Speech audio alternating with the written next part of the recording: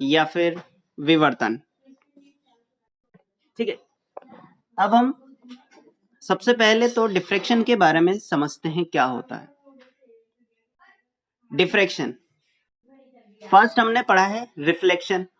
Reflection में होता क्या है, एक रे आई किसी सरफेस से यानी कि नॉन ट्रांसपेरेंट सरफेस से टकराई और उसी मीडियम में वापस लौट गई, इसे बोलते हैं हम रिफ्लेक्शन। Second refraction. रिफ्रैक्शन क्या कहा, एक वेव आई और ट्रांसपेरेंट सरफेस से जैसे ही इंसिडेंट होती है तो वो अपने ओरिजिनल पाथ से क्या हो जाती है, बेंड हो जाती है। अपने ओरिजिनल पाथ से क्या हो जाती है, बेंड हो जाती है। इसी को हम क्या बोलते हैं, रिफ्रैक्शन। इसी टाइप से डिफ्रैक्शन बिल्कुल अलग चीज है। It is a bending of light. यहां पर क्या है, बेंडिंग ऑफ लाइट है, किरण का मुड़ना या लाइट का मुड़ना विवर्तन कहलाता है। अब मुड़ने का मतलब क्या है, कैसे मुड़ रही है, तो किसी भी अपर्चर या ऑब्स्टेकल से, अपर्चर या ऑब्स्टेकल से लाइट का मुड़ना क्या कहलाता है, डिफ्रैक्शन। ठीक है, अब अपर्चर और ऑप्टिकल क्या होता है, तो हिंदी में इन्हें बोलते हैं छिद्र या अवरोध, द्वारक या अवरोध, दोनों में से कुछ भी बोल सकते हैं हम। द्वारक या अवरोध, उनसे मुड़ने की घटना को ही क्या बोलते हैं हम, विवर्तन कहते हैं। ठीक है, तो सबसे पहले हम डेफिनेशन लिख देते हैं। डेफिनेशन,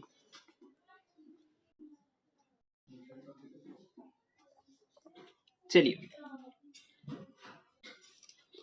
बेंडिंग ऑफ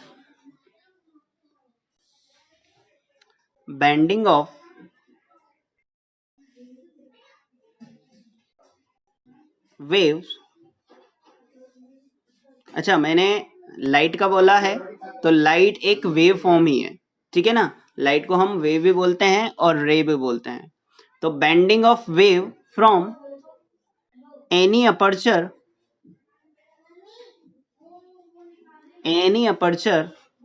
और ऑब्स्टेकल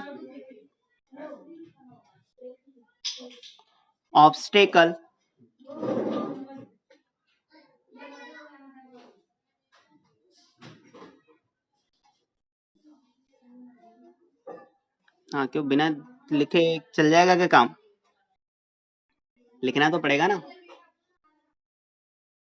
इज कॉल्ड डिफ्रैक्शन।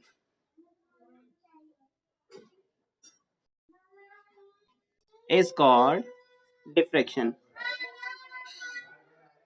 अरे यार मम्मा, ये साइलेंट कराओ ना यार, वैसे बहुत तेज आवाज हो रही है।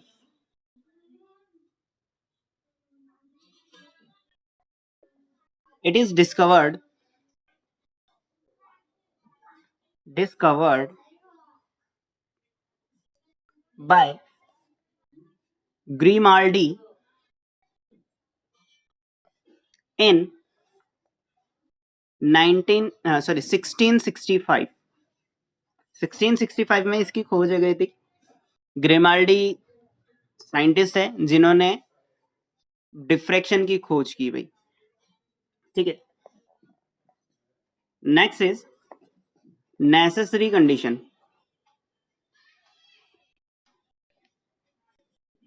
नेसेसरी कंडीशन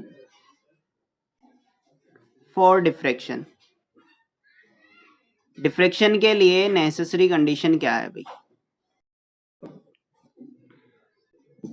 चलिए भाई, it is necessary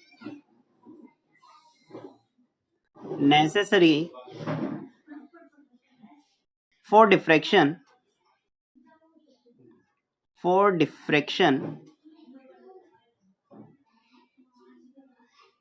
that wavelength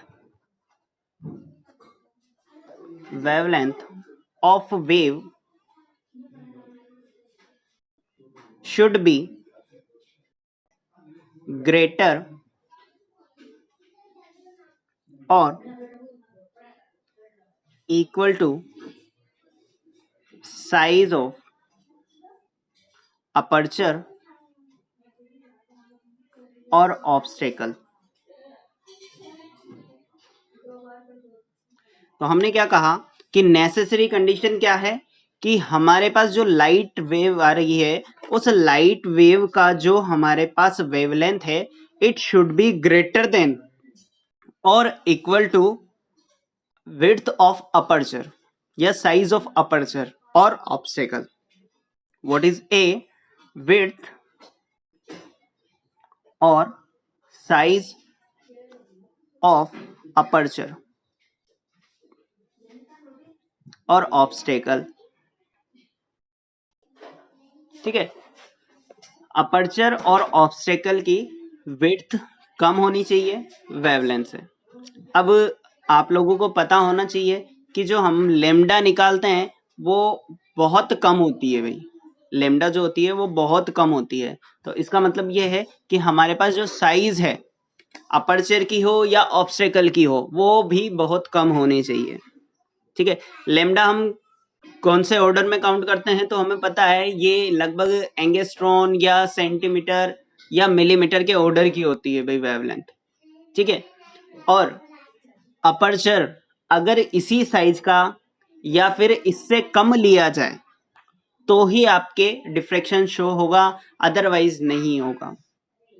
ठीक है, एक क्वेश्चन है कई बार एग्जाम में पूछा जाता है, question diffraction properties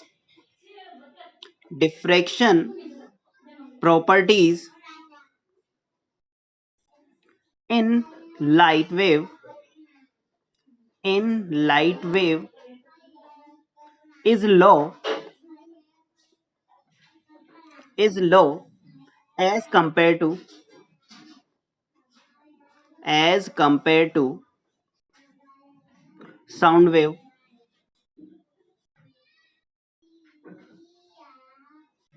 Why?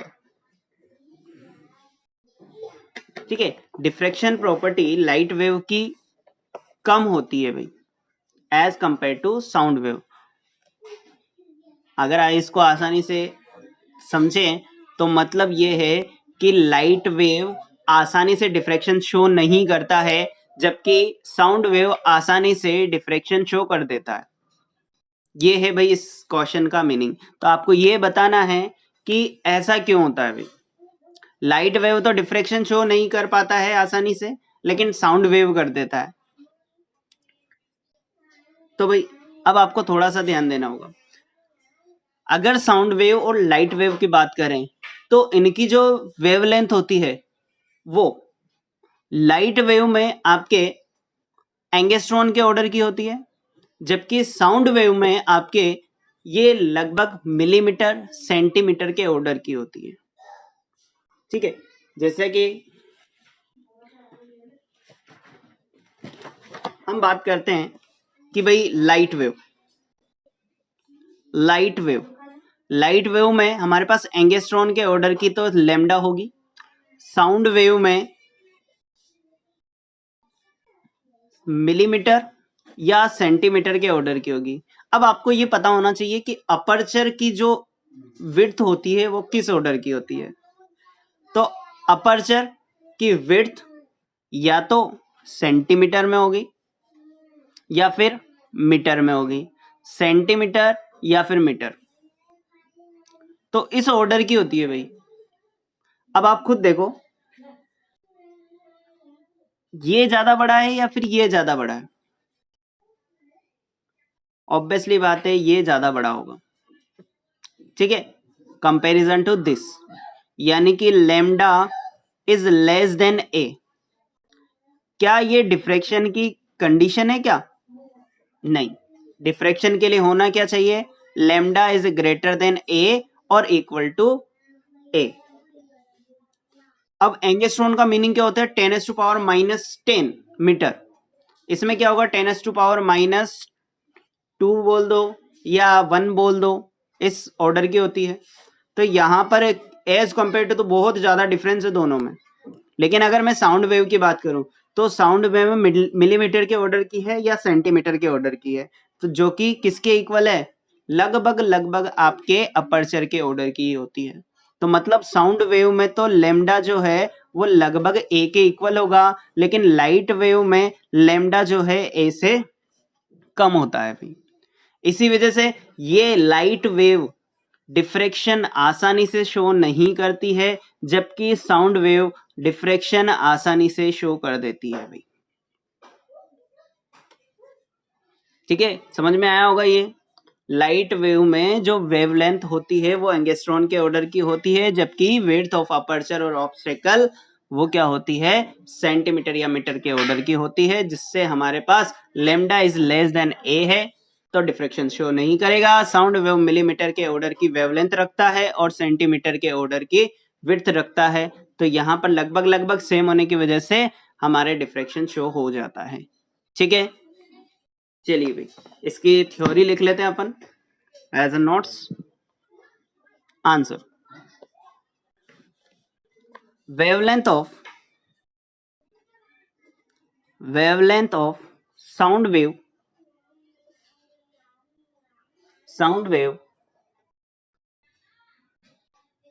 is order of meter and the aperture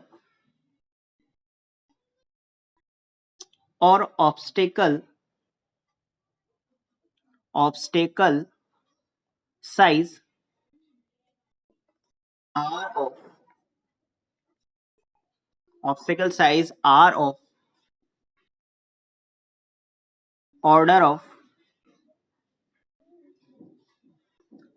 of meter which satisfy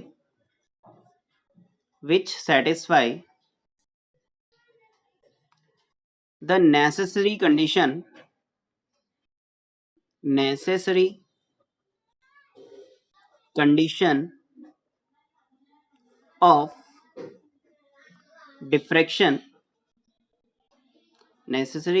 of diffraction but in light wave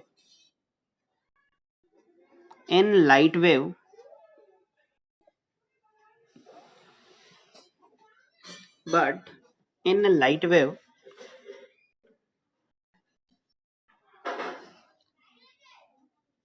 the wavelength of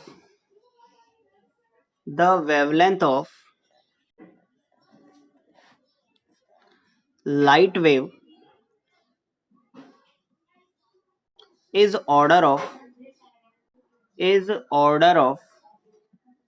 angstrom, that means 10 to power minus 10 meter, and the width of aperture or obstacle are order of meter, that is lambda is less than a,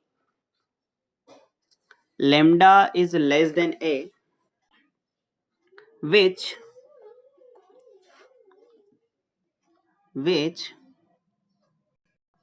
does not satisfy the necessary condition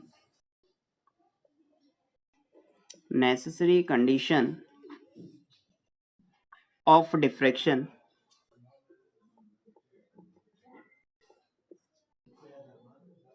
So we can say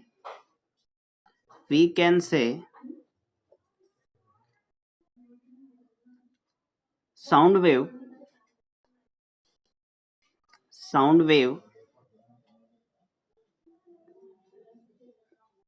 show diffraction, can say in sound wave can show diffraction easily as compared to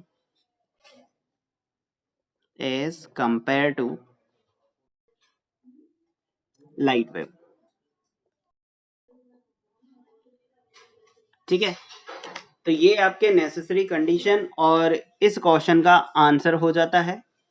कई बार exam में पूछा जा चुका है और आगे भी पूछा जा सकता है, ठीक है ना। तो डिफ्रैक्शन की नेसेसरी कंडीशन हमें पता चल गई। ये पता चल गया कि साउंड वेव हमारे आसानी से डिफ्रैक्शन शो कर देता है, लेकिन लाइट वेव नहीं।